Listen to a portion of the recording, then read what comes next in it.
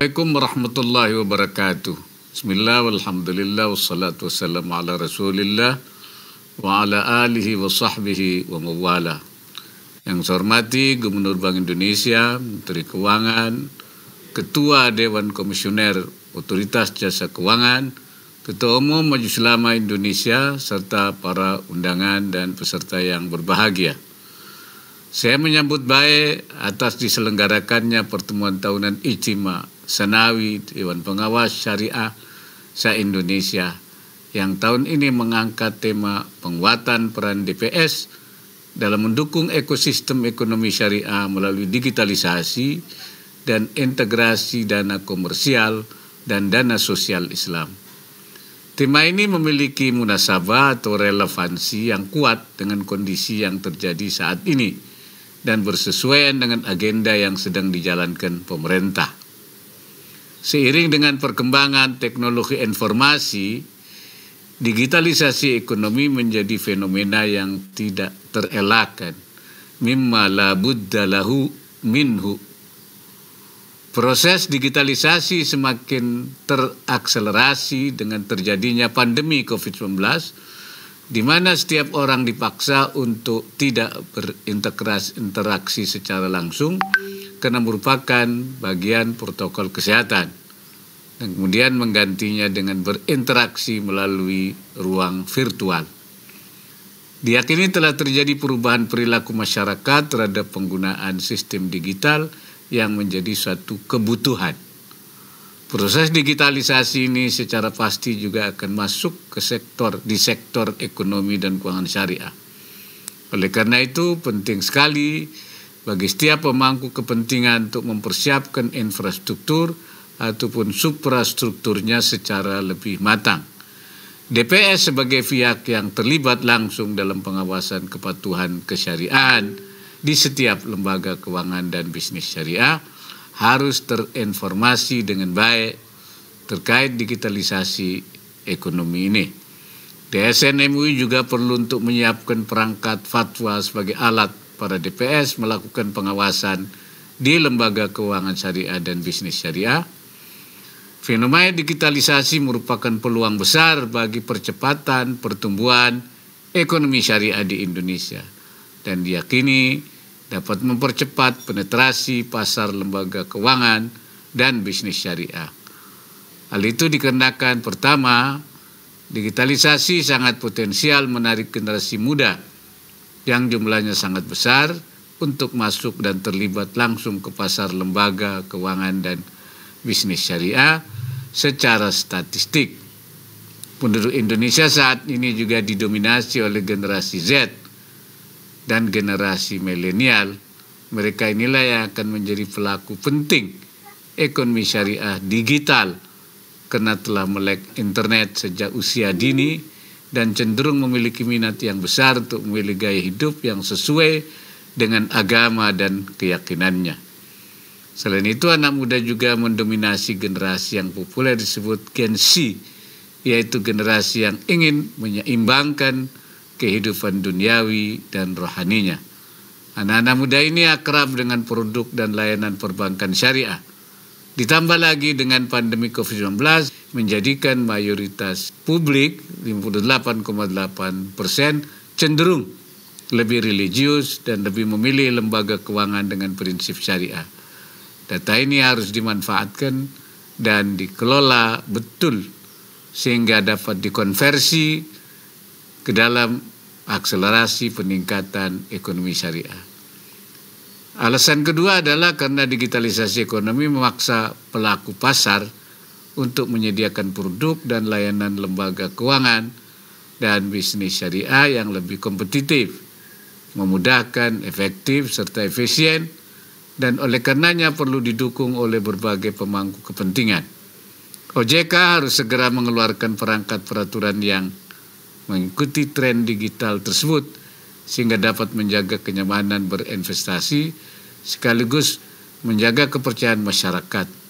DSN MUI juga harus cepat memberikan panduan nilai syariah dalam perkembangan ekonomi digital ini sehingga kepercayaan kesyariahan dari masyarakat terhadap lembaga keuangan dan bisnis syariah tetap terjaga dengan baik. Pelaku industri keuangan syariah agar menciptakan produk atau layanan yang bisa lebih memudahkan masyarakat untuk mengakses lembaga keuangan dan bisnis syariah. Karena salah satu fungsi dari lembaga keuangan dan bisnis syariah ialah untuk melayani publik agar lebih mudah memperoleh kebutuhannya. Khidmah ijtimaiyah li taysiril muhtajina wal muttarrin. Saudara-saudara sekalian, tema yang diangkat Ijtima Ulama juga sesuai dengan agenda pemerintah dalam upaya memperluas perekonomian nasional, yaitu mendorong ekonomi syariah menjadi pilar penting dalam perekonomian nasional dengan fokus pada 4 hal. Pertama, pengembangan industri produk halal, kemudian pengembangan industri keuangan syariah, kemudian pengembangan dana sosial syariah, serta pengembangan dan perluasan usaha atau bisnis syariah. Berbagai ikhtiar telah dilakukan pemerintah dalam mewujudkan 4 fokus di atas. Pemerintah berupaya menciptakan ekosistem keuangan syariah yang lebih lengkap. Di bidang perbankan, 3 bank syariah milik Himbara digabung menjadi 1 bank sehingga diharapkan dapat menjadi lokomotif sektor keuangan syariah di tanah air. Selain itu, pemerintah juga ingin memperbanyak pendirian bank wakaf mikro BWM, Baitul Mal wa Tamwil BMT, lembaga keuangan mikro syariah LKMS, dan koperasi syariah termasuk dukungan pengembangannya. Di bidang pembiayaan, berbagai instrumen keuangan syariah juga telah diupayakan oleh pemerintah, seperti peluncuran surat berharga syariah atau sukuk, pengembangan filantropi Islam melalui gerakan nasional wakaf uang dan cash wakaf link sukuk atau CWLS, serta hadirnya sejumlah aplikasi dan kanal-kanal keuangan syariah secara digital di marketplace, dan juga kur syariah yang sudah juga diluncurkan oleh pemerintah. Di sektor real, pemerintah juga terus berupaya mengembangkan rantai pasok produk halal atau halal supply value chain, di antaranya dengan mendirikan berbagai kawasan industri halal KIH. KIH diharapkan akan menciptakan ekosistem produk halal dalam satu kawasan. Selanjutnya yang menjadi tantangan bagi kita adalah mengisi kawasan industri halal dan menarik pelaku usaha termasuk UMKM menjadi bagian dari ekosistem KIH. Pemerintah juga mendorong secara intensif pengembangan Islamic Social Fund berupa zakat, infak, sedekah, dan wakaf atau ziswaf. Terkait wakaf, menurut hasil survei indeks literasi wakaf 2020, literasi wakaf di Indonesia relatif masih rendah. Bahkan dahulu wakaf dilakukan melalui aset tetap seperti tanah agar mudah dijaga, tidak berkurang dan tidak hilang. Saya berharap pada era sekarang ini, kekinian, aset wakaf bisa berupa aset bergerak seperti saham, surat berharga, deposito syariah, bahkan dana yang disimpan rekening wakaf atau wakaf uang, selama wakaf tidak berkurang, nilainya tidak berkurang, dan yang dibagikan adalah hasil pengembangannya. Tugas pemerintah bersama Badan Wakaf Indonesia BWI adalah mendorong dan memastikan perbaikan tata kelola lembaga wakaf agar dana yang dihimpun memenuhi kaidah-kaidah wakaf dan tidak disalahgunakan. Dana wakaf adalah dana abadi umat yang jumlah pokoknya tidak boleh berkurang, tapi manfaatnya terus berkembang. Dalam konteks ini, MUI telah menetapkan fatwa kebolehan, fatwa tentang kebolehan wakaf uang, yaitu fatwa nomor 29 tahun 2002. Dan pemerintah juga telah menginisiasi Gerakan Nasional Wakaf Uang atau GNWU yang diluncurkan langsung oleh Presiden Joko Widodo. Diharapkan di masa mendatang dana sosial syariah ini betul-betul dioptimalkan sehingga dapat berpengaruh signifikan bagi peningkatan kesejahteraan umat Islam. Hadirin yang berbahagia, ekonomi dan keuangan syariah tidak boleh dilihat hanya dari sisi kesesuaian syariahnya saja, melainkan juga harus efisien dan kompetitif, sehingga menjadi pilihan yang rasional bagi semua orang, tidak hanya bagi kaum muslim saja. Saya meyakini Dewan Pengawas Syariah dapat menyesuaikan diri dengan cepat mengikuti perkembangan fenomena ekonomi saat ini yang bergerak cepat ke ranah ekonomi digital. Fungsi dan peran DPS sangat vital dalam rangka memastikan dijalankannya prinsip syariah di lembaga keuangan dan bisnis syariah, yang dalam ekonomi digital permasalahannya pasti sangat berbeda dibanding sebelumnya.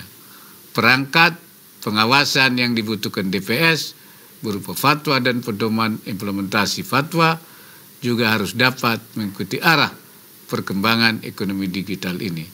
DSN MUI yang punya tugas dan peran merumuskan fatwa dan pedoman implementasi fatwa telah memiliki perangkat metode penetapan fatwa yang sangat memungkinkan untuk cepat merespon kebutuhan tersebut. Manhajul Ifta yang telah mengakar kuat di DSN diharapkan juga terus dikembangkan mengikuti perkembangan dan tuntutan zaman. Hal itu sangat dimungkinkan karena wilayah muamalah merupakan ladang yang luas untuk dilakukan ijtihad baru, baik terhadap masalah-masalah baru atau masail mustajaddah atau masalah lama yang mengalami pembaharuan, masail jadidah atau masail mustajaddah dalam pengembangan ekonomi syariah yang lebih sesuai dengan perkembangan zaman, tanpa meninggalkan prinsip-prinsip dasar yang telah diletakkan oleh para ulama. Manhajul Ifta di DSN MUI yang saat ini ada merupakan formulasi yang telah disesuaikan dengan corak keberagaman Islam di Indonesia yang moderat, yang wasati atau tawassuti, tidak rigid atau kaku, tasyaddudi, dan tidak menggampang-gampangkan atau tasahuli.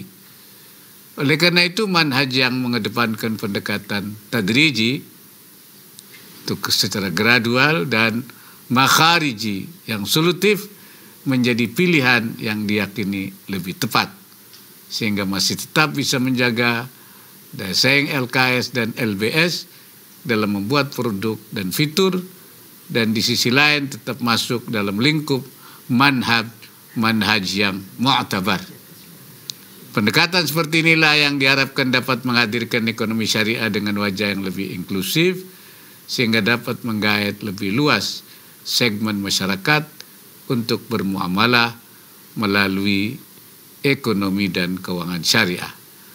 Saya berharap Ijtima' Senawi DPS se-Indonesia tahun 2021 ini dapat merumuskan pokok-pokok pikiran yang konstruktif serta dapat terjalin sinergi dan koordinasi yang lebih baik di antara stakeholder atau pemangku kepentingan ekonomi dan keuangan syariah, sehingga lebih mudah untuk melakukan upaya penguatan ekonomi dan keuangan syariah di Indonesia. Akhirnya dengan ucapan Bismillahirrahmanirrahim, Ijtima' Senawi Dewan Syariah Nasional Majelis Ulama Indonesia tahun 2021 secara resmi saya nyatakan dibuka.